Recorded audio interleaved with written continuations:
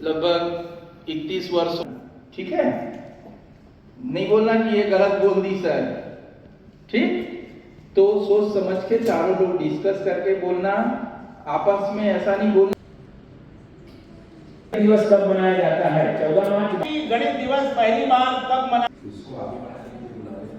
के लिए है 14 मार्च। Please team C.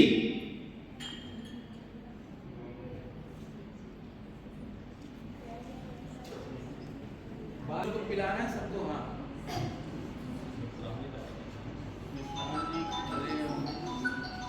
प्लीज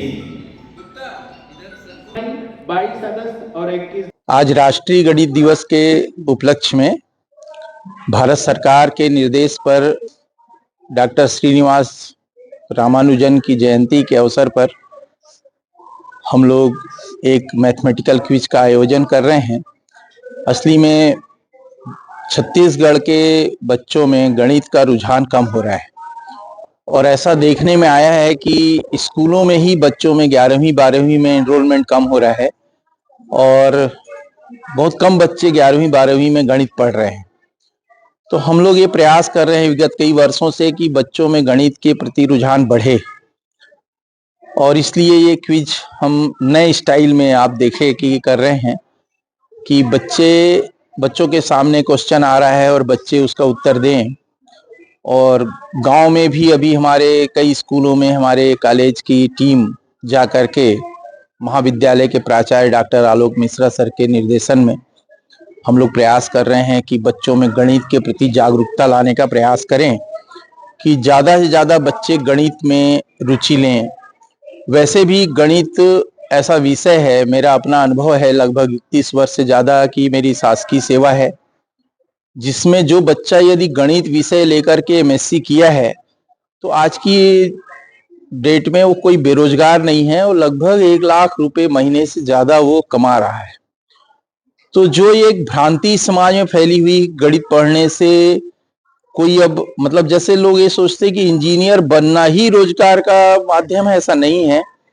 गणित जो है बेसिक साइंस में सभी जगह, इवन आर्ट्स में भी बड़ा उपयोगी है। अब तो लाइफ साइंसेज में भी आप यदि गणित नहीं पढ़े हैं तो मेडिकल साइंस में भी आप एंट्री आपकी अच्छे से नहीं हो सकती है। तो इसलिए गणित बड़ा उपयोगी विषय है।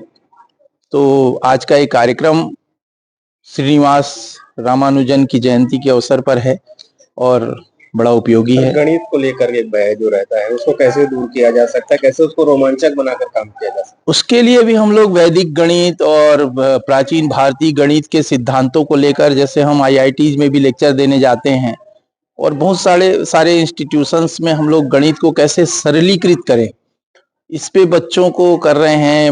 और जो कॉम्पिटिटिव एग्जामिनेशंस हैं उसके लिए भी ट्रेनिंग देते हैं। तो जो बच्चों का भय है उसको दूर करने के लिए अभी मैं जगदलपुर गया था तो वहाँ एक फैकल्टी डेवलपमेंट प्रोग्राम था, टीचर्स के लिए ट्रेनिंग, क्योंकि टीचर्स इवन पालकों को भी हम लोग ट्रेनिंग दे रहे हैं कि माता पिता का भी भय भगाएं, बच्चों का ही नहीं। यदि माता पिता डरते हैं तो मैं उनका स्वागत करूंगा आपके माध्यम से, पत्रकार बंधुओं के माध्यम से, कि जिनके मम्मी पापा को भी डर लगता है वो हमारे पास आ सकते हैं और हम लोग, हमारा महाविद्यालय उनका भय भगाने में सहयोग करेगा।